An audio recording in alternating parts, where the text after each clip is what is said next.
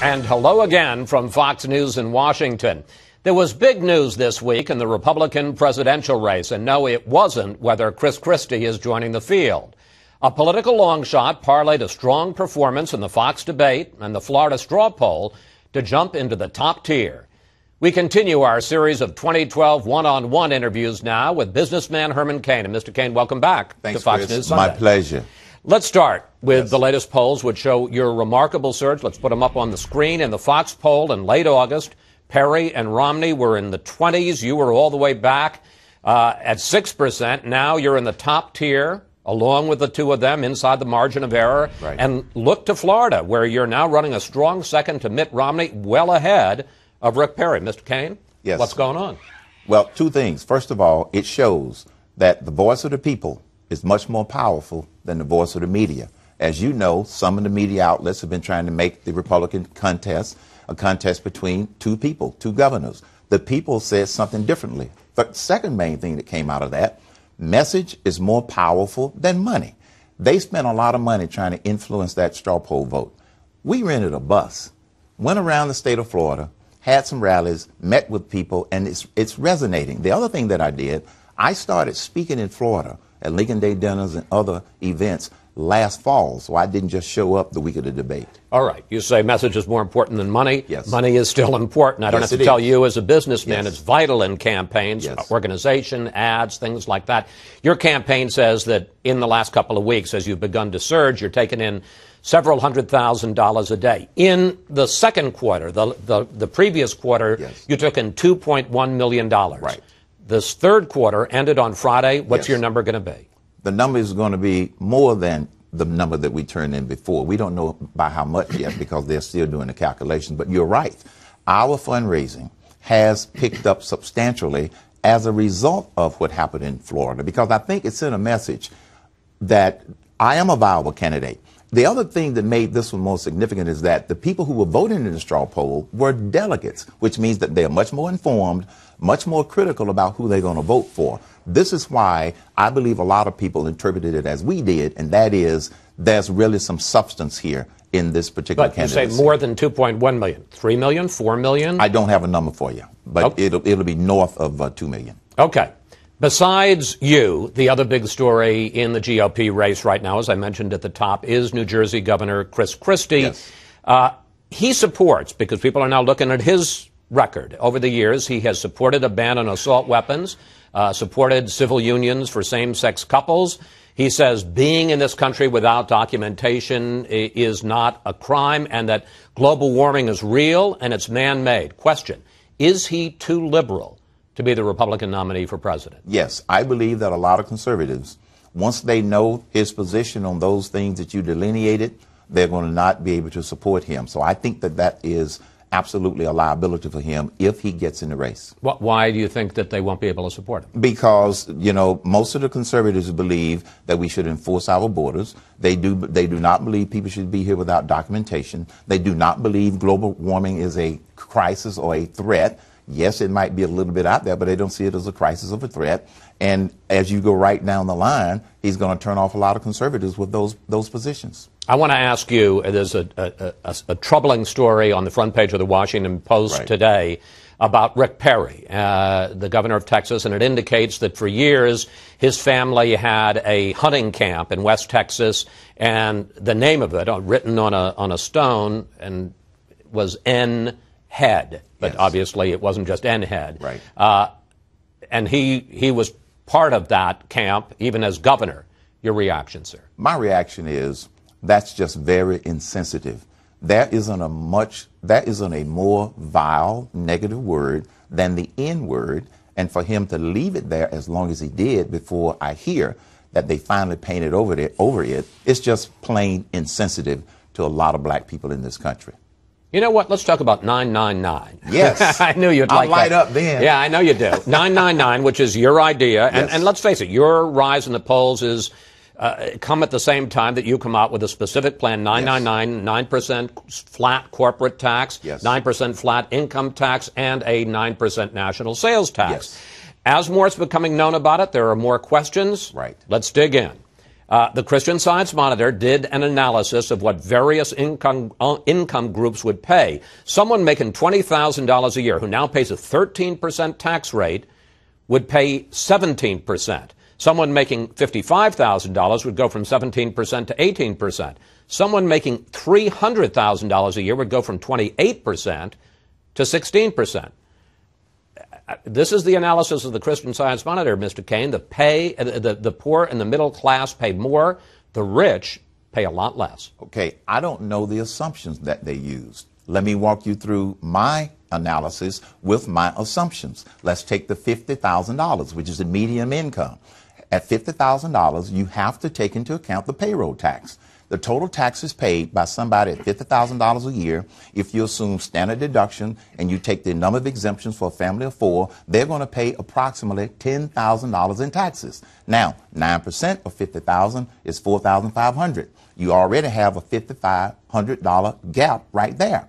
Now, if they then pay 9% on the sales tax of everything they had left, they would still have $2,000 left over. So I don't know the assumptions that they use to get those numbers. Look, almost everybody would say the income tax is the most progressive tax at this point, because it taxes people who make less at a lower rate than people who make more. Correct. The sales tax is the most regressive tax, because if the richest person in the world buys a $1 donut, he's going to pay the same amount as the poorest person in the world. Necessarily, if you flatten the most progressive tax and introduce the most regressive, isn't that going to work to the benefit of the rich and the detriment of the poor? No, because you're still basing it off some assumptions. Look, bottom line, at $50,000 a year, that family is going to be $2,000 ahead. So they come out way ahead. That's assuming that they spend every dime that they have left over.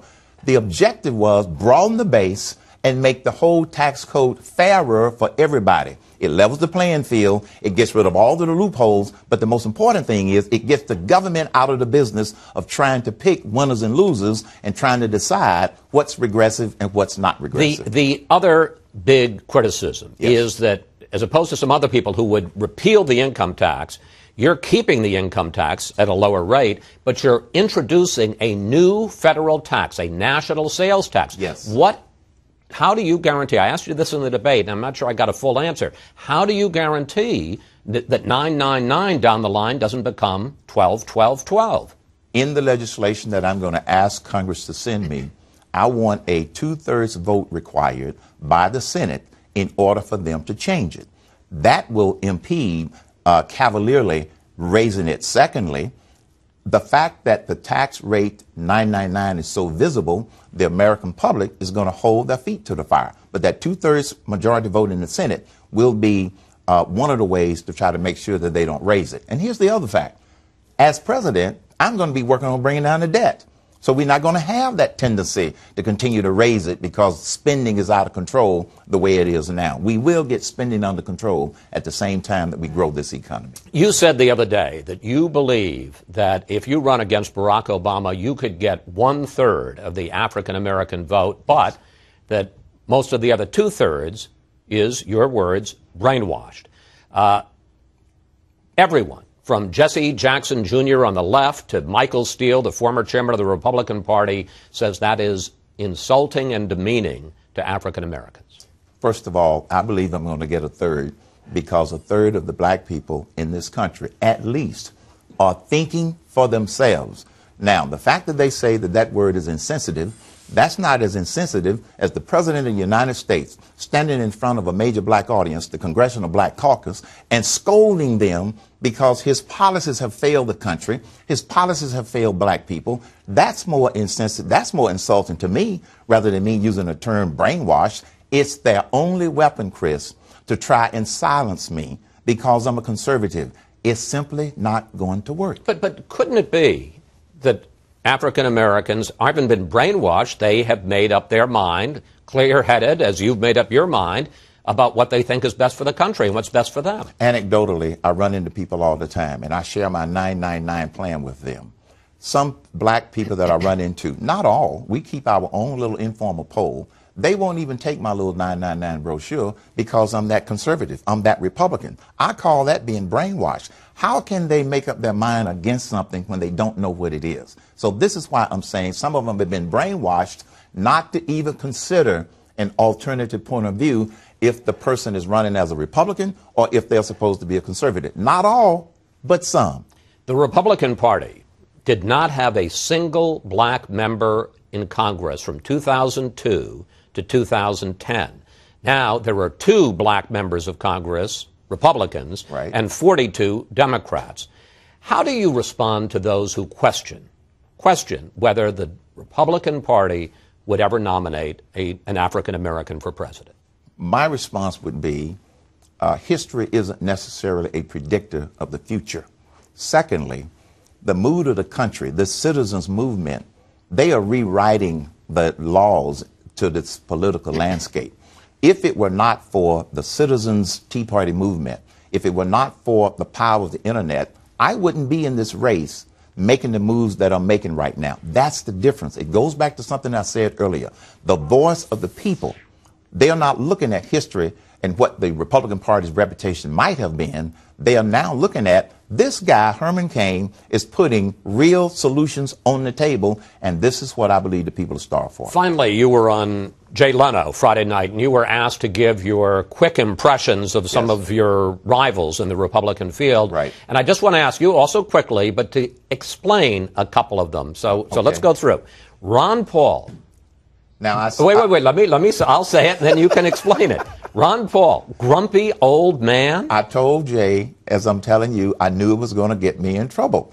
This is how he comes across to a lot of people. This is what I have heard. So I was basically playing back some of the comments that I have got. Grumpy old man, because everything is in this, in that, in this, in that. You have to fix stuff, not end everything. Rick Santorum, stressed. If you look at his face during the debates, most of the time has this stressful look on his face. That was my word. I like Rick Santorum. He and I get along great. But his personality is one that looks and appears to be more stressed than, say, my personality, which is much more relaxed. Mitt Romney. Good hair.